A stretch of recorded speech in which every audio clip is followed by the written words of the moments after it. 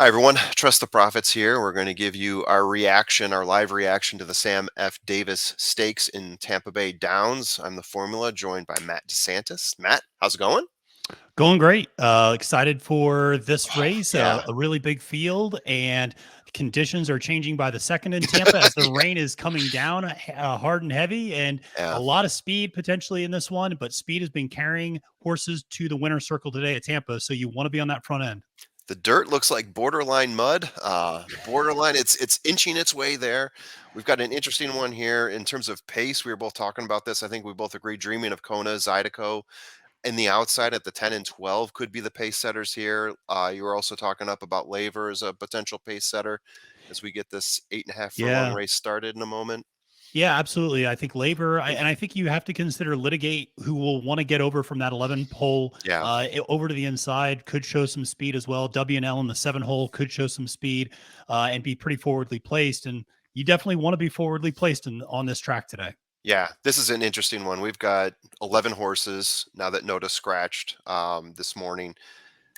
This is a wide open one. We have two major favorites here in terms of WNL the 7 drawing in at 9-5 as I last saw. Litigate the Pletcher horse 2-1. But I mean, after that, it's a wide open field, some good prices here, and we're off. As we talked about before, Zydeco definitely making his way over next to Litigate. Yep. They are setting the pace right now. Zydeco out in front. Looks like Dreamin' of Kona is coming in after him, but we also got a couple other horses in there. Champion's Dream, I see underneath in there somehow in that pack of horses. On the rail, the 5-horse Groveland is hanging in there. It looks like we got a 4 or 5 horses there right at the top. Yeah, absolutely. Not surprising. It was a mad dash to that first turn, and those outside horses wanting to get over the 11, 12, 10, 11, 12, all wanting to get position. Groveland sitting a nice trip on the inside. Yeah, Worthington a little further back, also on the inside, trying to save some ground. But Zydeco at a big price out in front on a yeah, track. Like I said, we just saw a huge upset in the race right before this, 38-1 on a horse that was able to wire the field and right. hold off Breeders' Cup champion Wonder Wheel. So maybe Zydeco can pull this big upset off. Zydeco, that would be interesting going from 7 furlongs to 8.5 in a race like this, but he's actually stretching it out a little bit now with Groveland hanging in behind him.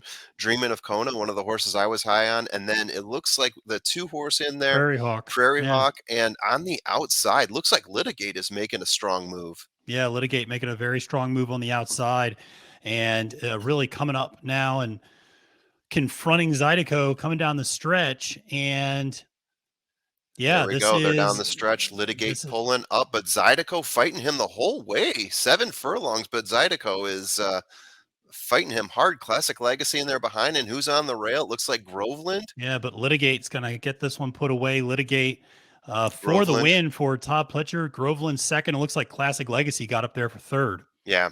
Yeah, there was a 2 horses that were very close there. I think you might be right, though. It might be Classic Legacy that got in there for third. Definitely not what I called, for sure. Yeah.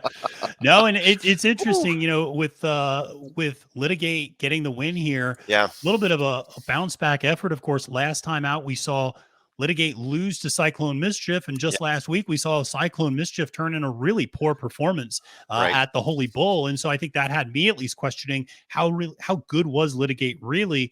Definitely showed a lot of class in this field, and Yeah, I thought a great ride. Got out of the break early and saved a lot of ground from that 11 post, and then made the move when he needed to. And a speed favoring track was able to track down those leaders. But the 5 was also very game. That was a horse yeah, at a big Groveland. price who I think we both mentioned a little bit liking underneath, and Yeah. definitely ran very well in that spot. Yeah, absolutely. That was an interesting horse there at 21-1. I think anyone who played that horse in the second place holds pretty happy with themselves right now. Litigate, I mean, as you said, there was questions about him after the Cyclone Mischief matchup, but when it comes to trainers, right? And you look at a race and you're starting to cross off and see who the top trainers are. Todd Pletcher does stick out in this race, and obviously Mhm. his horse came to play today.